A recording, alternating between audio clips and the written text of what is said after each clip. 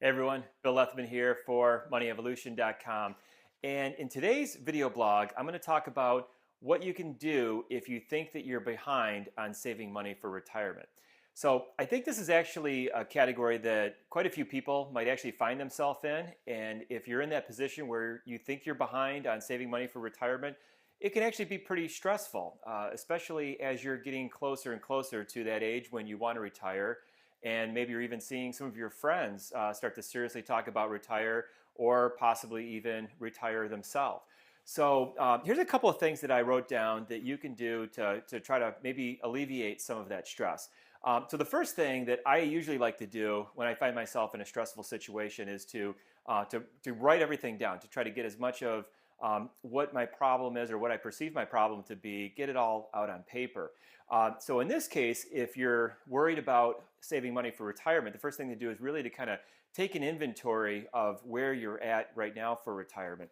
And I mentioned it yesterday in yesterday's video blog, but we put together recently a great three-part mini workshop to help you do exactly that. There's some great worksheets that can really help you do this, but identify your expenses, look at where you're currently spending money, where do you think you're going to spend money in retirement.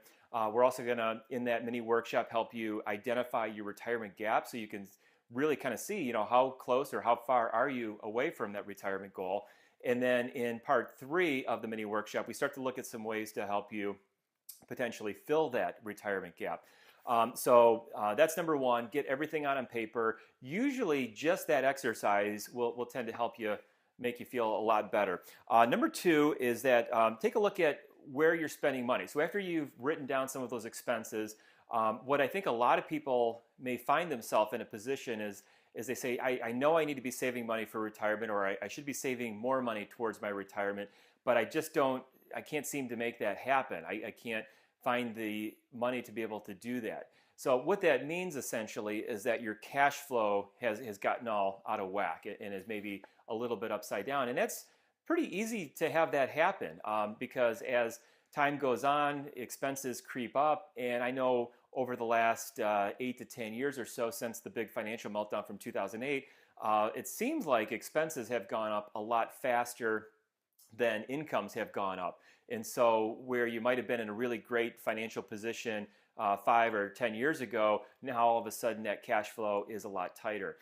The other thing that happens too, I'm 45 years old and I've got a couple of high schoolers, as I've mentioned, and my expenses have kind of crept up over the last couple of years.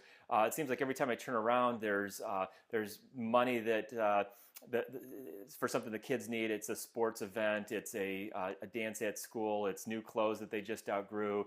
I know firsthand how expenses can get out of control. So take a look at that, see where you're spending money, and try to identify where there may be some opportunities to limit that. What I also find is that I think a lot of financial planners talk about tackling the discretionary spending, and they will tell you not to go out to dinner as often, stop going to the movies, kind of really tighten the belt, don't buy as expensive groceries. But really, I think for a lot of us, there may be some real opportunities to tackle some of those big expenses, like I like to call them the big four: taxes, housing, insurance, and debt. And those are some things that if we can cut a little bit out of some of those areas, we can really potentially improve our cash flow situation without it maybe necessarily even affecting our lifestyle very much. And then the third thing that we can look at to help us get a little bit more closely to planning for retirement is to look at some of those lifestyle things. As an example, so I know a lot of people talk about potentially downsizing their house as they get closer to retirement, as they go into retirement.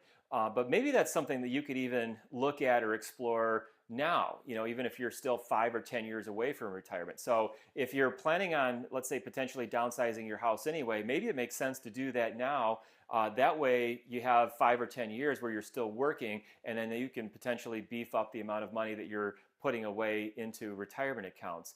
Cars are another thing. In fact, I'm going to do one of my future video blogs about car-related expenses, but cars have gotten very, very expensive, and with leases out there and all the new fancy bells and whistles that the cars have today, car payments have become a huge percentage of a lot of people's everyday cash flow. And so maybe looking at that, do you have to have as expensive of a car? We know a car is a depreciating asset. It's never going to get more valuable unless you have some kind of a collector car or something, but most likely cars are not going to get more value. They're just going to keep depreciating for the entire time that you own them. So that's another big area that you could potentially cut a little bit.